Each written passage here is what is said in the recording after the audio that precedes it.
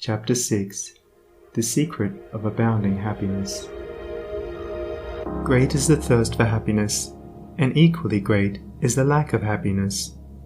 The majority of the poor long for riches, believing that their possession would bring them supreme and lasting happiness.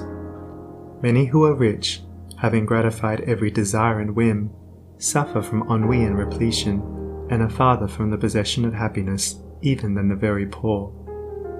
If we reflect upon this state of things, it will ultimately lead us to a knowledge of the all-important truth that happiness is not derived from mere outward possessions, nor misery from the lack of them.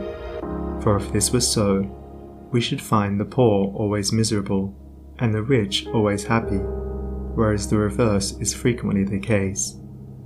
Some of the most wretched people whom I have known were those who were surrounded with riches and luxury, whilst some of the brightest and happiest people I have met were possessed of only the barest necessities of life. Many men who have accumulated riches have confessed that the selfish gratification which followed the acquisition of riches has robbed life of its sweetness, and that they were never so happy as when they were poor. What then is happiness, and how is it to be secured? Is it a figment, a delusion, and is suffering alone perennial? We shall find, after earnest observation and reflection, that all, except those who have entered the way of wisdom, believe that happiness is only to be obtained by the gratification of desire. It is this belief, rooted in the soil of ignorance, and continually watered by selfish cravings, that is the cause of all the misery in the world. And I do not limit the word desire to the grosser animal cravings. It extends to the higher psychic realm, where far more powerful, subtle, and insidious cravings hold in bondage the intellectual and refined, depriving them of all that beauty, harmony, and purity of soul whose expression is happiness. Most people will admit that selfishness is the cause of all the unhappiness in the world, but they fall under the soul-destroying delusion that it is somebody else's selfishness and not their own. When you are willing to admit that all your unhappiness is the result of your own selfishness, you will not be far from the gates of paradise. But so long as you are convinced that it is the selfishness of others that is robbing you of joy, so long will you remain a prisoner in your self-created purgatory. Happiness is that inward state of perfect satisfaction which is joy and peace, and from which all desire is eliminated. The satisfaction which results from gratified desire is brief and illusionary, and is always followed by an increased demand for gratification. Desire is as insatiable as the ocean, and clamours louder and louder as its demands are attended to. It claims ever-increasing service from its deluded devotees, until at last they are struck down with physical or mental anguish, and are hurled into the purifying fires of suffering. Desire is the reign of hell, and all torments are centered there. The giving up of desire is the realization of heaven, and all delights await the pilgrim there. I sent my soul through the invisible, some letter of that afterlife to spell, and by my soul returned to me, and whispered, I myself am heaven and hell. Heaven and hell are inward states. Sink into self and all its gratifications, and you sink into hell. Rise above self into that state of consciousness which is the utter denial and forgetfulness of self, and you enter heaven. Self is blind, without judgment, not possessed of true knowledge, and always leads to suffering. Correct perception, unbiased judgment, and true knowledge belong only to the divine state, and only insofar as you realize this divine consciousness can you know what real happiness is.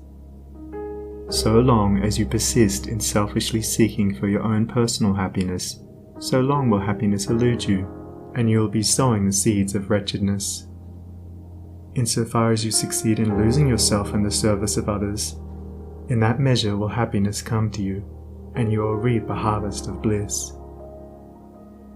It is in loving, not in being loved, the heart is blessed.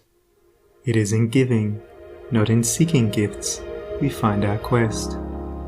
Whatever be thy longing or thy need, that do thou give, so shall thy soul be fed, and thou indeed shalt truly live. Cling to self, and you cling to sorrow. Relinquish self, and you enter into peace. To seek selfishly is not only to lose happiness, but even that which we believe to be the source of happiness. See how the glutton is continually looking about for a new delicacy wherewith to stimulate his deadened appetite, and how bloated, burdened, and diseased, scarcely any food at last is eaten with pleasure. Whereas, he who has mastered his appetite, and not only does not seek, but never thinks of gustatory pleasure, finds delight in the most frugal meal. The angel form of happiness, which men, looking through the eyes of self, imagine they see in gratified desire, when clasped is always found to be the skeleton of misery. Truly, he that seeketh his life shall lose it, and he that loseth his life shall find it. Abiding happiness will come to you when, ceasing to selfishly cling, you are willing to give up. When you are willing to lose, unreservedly, that impermanent thing which is so dear to you, and which, whether you cling to it or not, will one day be snatched from you, then you will find that that which seemed to you like a painful loss turns out to be a supreme gain. To give up in order to gain, than this there is no greater delusion, nor no more prolific source of misery. But to be willing to yield up and to suffer loss, this is indeed the way of life. How is it possible to find real happiness by centering ourselves in those things which, by their very nature, must pass away? Abiding in real happiness can only be found by centering ourselves in that which is permanent. Rise, therefore, above the clinging to and craving for impermanent things, and you will then enter into a consciousness of the eternal. And as, rising above self, and by growing more and more into the spirit of purity, self-sacrifice, and universal love, you become centered in that consciousness, you will realize that happiness which has no reaction, and which can never be taken from you. The heart that has reached utter self-forgetfulness in its love for others has not only become possessed of the highest happiness, but has entered into immortality, for it has realized the divine. Look back upon your life, and you will find that the moments of supremest happiness were those in which you uttered some word, or performed some act, of compassion or self-denying love. Spiritually, happiness and harmony are synonymous. Harmony is one phase of the great law, whose spiritual expression is love. All selfishness is discord, and to be selfish is to be out of harmony with the divine order.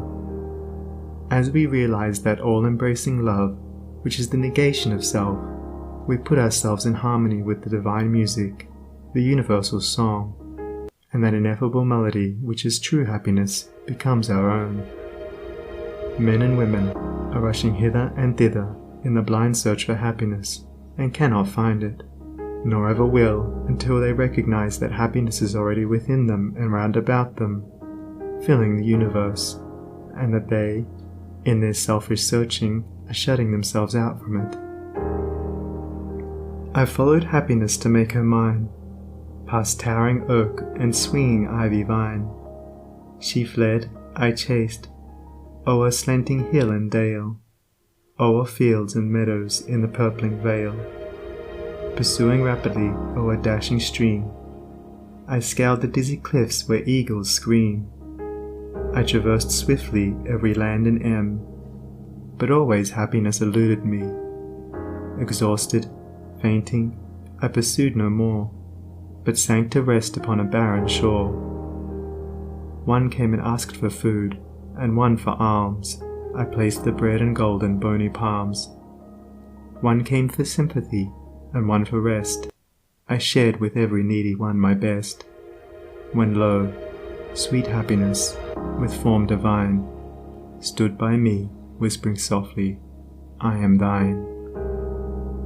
These beautiful lines of Burleigh's express the secret of all abounding happiness.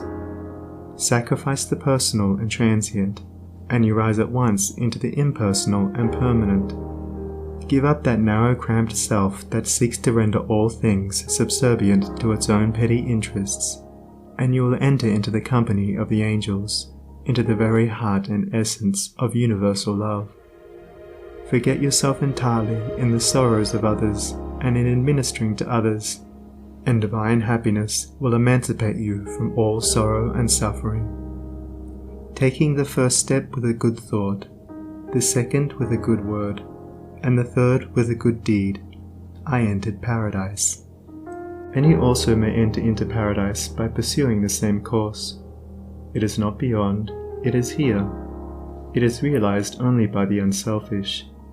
It is known in its fullness only to the pure in heart. If you have not realized this unbounded happiness, you may begin to actualize it by ever holding before you the lofty ideal of unselfish love, and aspiring towards it. Aspirational prayer is desire turned upward. It is the soul turning toward its divine source, where alone permanent satisfaction can be found. By aspiration, the destructive forces of desire are transmuted into divine and all-preserving energy. To aspire is to make an effort to shake off the trammels of desire. It is the prodigal made wise by loneliness and suffering, returning to his Father's mansion. As you rise above the sordid self, as you break, one after another, the chains that bind you, you'll realize the joy of giving, as distinguished from the misery of grasping. Giving of your substance, giving of your intellect, giving of the love and light that is growing within you. You will then understand that it is indeed more blessed to give than to receive, but the giving must be of the heart without any taint of self, without desire for reward. The gift of pure love is always attended with bliss. If, after you have given, you are wounded because you are not thanked or flattered, or your name put in the paper, know then that your gift was prompted by vanity and not by love, and you were merely giving in order to get, were not really giving, but grasping. Lose yourself in the welfare of others. Forget yourself in all that you do. This is the secret of abounding happiness. Ever be on the watch to guard against selfishness, and learn faithfully the divine lessons of inward sacrifice. So shall you climb the highest heights of happiness, and shall remain in the never-clouded sunshine of eternal joy, clothed in the shining garment of immortality. Are you searching for the happiness that does not fade away? Are you looking for the joy that lives and leaves no grievous day? Are you panting for the waterbrooks of love and life and peace? Then let all dark desires depart and selfish seeking cease. Are you lingering in the paths of pain, grief-haunted, stricken sore? Are you wandering in the ways that wound your weary feet the more? Are you sighing for the resting place where tears and sorrows cease? Then sacrifice your selfish heart and find the heart of peace. End of Chapter 6. Recording by Sonnie Abdalla.